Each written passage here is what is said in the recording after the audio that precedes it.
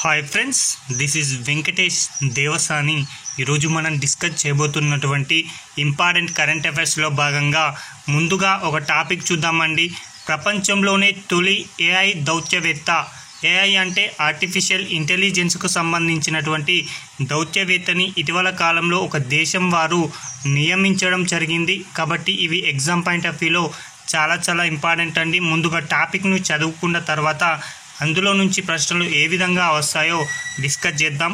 ప్రపంచంలోనే తొలి AI దౌత్యవేత్తని Victoria she అనేటువంటి పేరుతో ఉక్రెయిన్ దేశం వారు నియమించడం జరిగింది.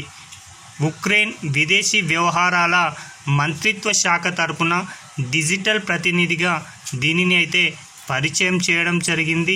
విదేశీ మంత్రిత్వ శాఖ ముందుగా తయారు చేయబడినటువంటి అధికార ప్రకటనలను ఇది చదివి వినిపించడం జరుగుతుంది.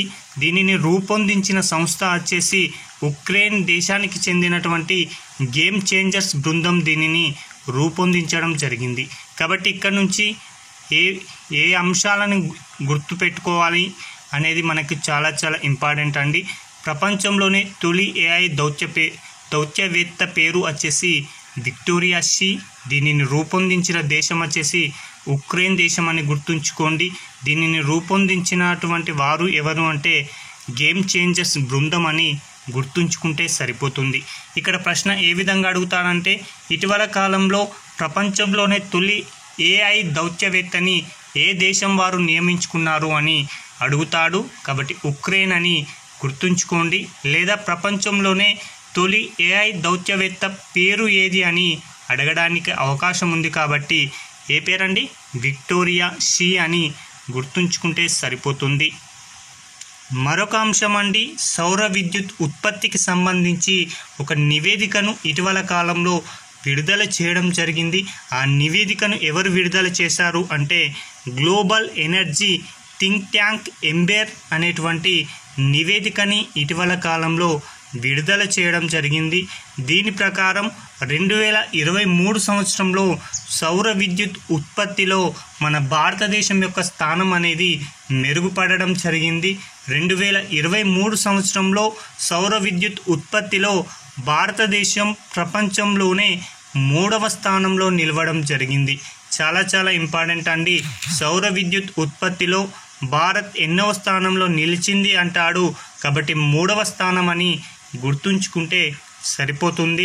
గతేడాది ప్రపంచం మొత్తం విద్యుత్తులో 5.5% సౌరశక్తితోనే విద్యుత్ ఉత్పత్తి చేసినట్లు గ్లోబల్ ఎనర్జీ ట్యాంక్ వారు ఒక నివేదికనైతే తెలియజేయడం జరిగింది. అయితే ఇది భారత్లో 5.8% సౌరశక్తిని ఉత్పత్తి చేశారండి. ఓకేనా, చాలా ఇంపార్టెంట్. గతేడాది ప్రపంచం మొత్తం విద్యుత్ ఉత్పత్తిలో 5.5% సౌరశక్తితోటే విద్యుత్ ఉత్పత్తి చేసినట్లు ఈ యొక్క గ్లోబల్ ఎనర్జీ ట్యాంక్ ఎంబెర్ అనేటువంటి నివేదికలో తెలియజేయడం జరిగింది. ఇది మొత్తం భారత్లో 5.8% అని తెలియజేయడం జరిగింది. ఇక సౌరశక్తి ఉత్పత్తిలో అగ్రస్థానంలో ఉన్నటువంటి దేశాలను గనక పరిశీలిస్తే మొదటి స్థానంలో చైనా ఉండడం జరిగింది, 2వ స్థానంలో అమెరికా ఉండడం జరిగింది, 3వ స్థానంలో భారత్ ఉండగా 4వ స్థానంలో జపాన్ దేశాలు ఉన్నాయండి. ఇక్కడ నుంచి ఎగ్జామ్ పాయింట్ ఆఫ్ వ్యూలో వీటి యొక్క వరుస క్రమం పైన ప్రశ్న అడగడానికి అవకాశం ఉందండి. సౌర విద్యుత్ ఉత్పత్తిలో మొదటి స్థానంలో ఉన్న దేశం ఏది అంటాడు. చైనాను గుర్తుంచుకోండి. లేదా టాప్ 4లని వరుస క్రమంలో అమర్చండి అని అడగడానికి అవకాశం ఉంది. కాబట్టి ఇవి అయితే గుర్తుంచుకోండి. మరొక అంశం అండి, జిఎస్టీ అప్పీలేట్ ట్రిబ్యునల్కి తొలి అధ్యక్షుడిని ఇటీవల కాలంలో నియమించడం జరిగింది. జిఎస్టీ అప్పీలేట్ ట్రిబ్యునల్కి తొలి అధ్యక్షుడిగా జస్టిస్ సంజయ్ కుమార్ మిశ్రా గారు నియమితులు కావడం జరిగింది. కాబట్టి గుర్తుంచుకోండి, జిఎస్టీకి సంబంధించినటువంటి అప్పీలేట్ ట్రిబ్యునల్కి తొలి అధ్యక్షుడు ఎవరు అని అడగడానికి అవకాశం ఉంది. కాబట్టి జస్టిస్ సంజయ్ కుమార్ మిశ్రా అని గుర్తుంచుకుంటే సరిపోతుంది. భారత ప్రధాన న్యాయమూర్తి ఈయనను ఎంపిక చేయడం జరిగింది. జిఎస్టీ ట్రిబ్యునల్ ఇచ్చిన ఆదేశాలు ఏవైతే ఉంటాయో అలాంటి ఆదేశాలను సవాల్ చేస్తూ దాఖలయ్యే అప్పీళ్లను విచారించేందుకోసమే ఈ యొక్క జిఎస్టీ అప్పీలేట్ ట్రిబ్యునల్ అనేది ఏర్పాటు కావడం జరిగింది. ఈ యొక్క జిఎస్టీ అప్పీలేట్ ట్రిబ్యునల్లో అధ్యక్షుడితో పాటు చాలా ఇంపార్టెంట్ అండి. ఈ యొక్క జిఎస్టీ అప్పీలేట్లో ఒక ప్రధాన ధర్మాసనంతో పాటు వివిధ రాష్ట్రాల ధర్మాసనాలు కూడా ఉండబోతున్నాయి. కాబట్టి ఎగ్జామ్ పాయింట్ ఆఫ్ వ్యూలో ప్రశ్న ఏ విధంగా అడుగుతారంటే జిఎస్టీ అప్పీలేట్ ట్రిబ్యునల్కి తొలి అధ్యక్షుడిగా ఇటీవల కాలంలో ఈ క్రింది వారిలో ఎవరు నియమితులు కావడం జరిగిందని అడగడానికి అవకాశం ఉంది. కాబట్టి సంజయ్ కుమార్ మిశ్రా అని గుర్తుంచుకుంటే సరిపోతుంది.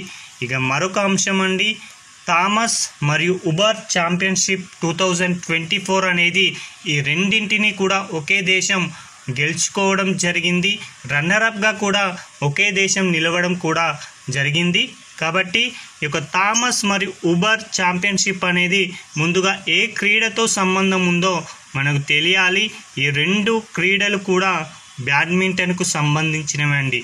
థామస్ కప్ ఈ క్రింది వాటిలో ఏ క్రీడకు సంబంధించింది అని అడగడానికి అవకాశం ఉంది. లేకపోతే ఉబర్ అనేటువంటి కప్పు ఈ క్రింది ఏ క్రీడకు సంబంధించిందని అడగడానికి అవకాశం ఉంది. కాబట్టి ఈ రెండు కూడా బ్యాడ్మింటన్కు సంబంధించిందని గుర్తుంచుకుంటే సరిపోతుంది. ఈ రెండు క్రీడలు కూడా 2024 సంవత్సరంలో నిర్వహించడం జరిగింది. థామస్ పురుషుల విభాగంలో, అదేవిధంగా ఉబర్ అనేది మహిళల విభాగంలో ఈ పోటీలను నిర్వహిస్తే ఈ రెండింటినీ కూడా చైనా దేశం వారు గెలుచుకోవడం జరిగింది. ముఖ్యంగా ఈ యొక్క రెండు క్రీడలు కూడా ఎక్కడ నిర్వహించారు అంటే చైనాలో ఉన్నటువంటి చెంగ్డు వేదికగా జరిగినటువంటి థామస్ కప్ ఫైనల్లో చైనా దేశం వారు చైనా పురుషుల జట్టు 3-1 తేడాతోటి ఇండోనేషియా దేశాన్ని ఓడించడం జరిగింది. అదేవిధంగా ఉబర్ కప్ ఫైనల్లో చైనా మహిళలు 3-0 తేడాతో ఇండోనేషియాను చిత్తు చేయడం జరిగింది. కాబట్టి థామస్ పురుషుల విభాగంలో విజేత ఎవరు అన్న చైనా దేశమే, రన్నరప్ ఎవరు అంటే ఇండోనేషియా. అదేవిధంగా ఉబర్ మహిళల విభాగంలో ఈ యొక్క ఛాంపియన్షిప్ విజేత ఎవరు అంటే చైనా దేశం అని గుర్తుంచుకోండి. రన్నరప్ ఏది అంటే ఇండోనేషియా అండి. ఈ రెండు క్రీడలు కూడా బ్యాడ్మింటన్కు సంబంధించినవని గుర్తుంచుకుంటే సరిపోతుంది. ఇక చివరిగా ఈరోజు చివరి టాపిక్ అండి, ప్రపంచంలోనే అత్యంత సంపన్న నగరాల జాబితాని 2024 సంవత్సరంలో హెన్లీ అండ్ పార్ట్నర్స్ సంస్థ విడుదల చేయడం జరిగింది. వీరు విడుదల చేసిన నివేదిక ప్రకారం ప్రపంచంలోనే అత్యంత సంపన్న నగరాల జాబితాలో అగ్రస్థానంలో ఉన్నటువంటి నగరం వచ్చేసి న్యూయార్క్ అండి. రెండవ స్థానంలో కాలిఫోర్నియాలో ఉన్నటువంటి 50 ఏరియా అనేటువంటిది నిలవడం జరిగింది. ఇక మూడవ స్థానంలో జపాన్ దేశానికి చెందిన నగరం నిలవగా, ఇక ఈ నగరాల జాబితాలో ఇండియా నుంచి 24వ స్థానంలో ముంబై నగరం నిలవగా ఢిల్లీ స్థానం 37వ స్థానంలో నిలిచిందండి. కాబట్టి చాలా ఇంపార్టెంట్ అండి. ప్రపంచంలోనే అత్యంత సంపన్న జాబితాలో అగ్రస్థానంలో నిలిచిన నగరాన్ని గుర్తించండి అని అడుగుతాడు. కాబట్టి న్యూయార్క్ అని గుర్తుంచుకోండి. రెండవది వచ్చేసి కాలిఫోర్నియాలో ఉన్నటువంటి 50 ఏరియాని గుర్తుంచుకుంటే సరిపోతుంది. 24వ స్థానం వచ్చేసి ముంబై, ఢిల్లీ వచ్చేసి 37వ స్థానం అని గుర్తుంచుకోండి. ఇవండి ఈ రోజుకు సంబంధించిన ముఖ్యమైనటువంటి కరెంట్ అఫైర్స్. Thank you.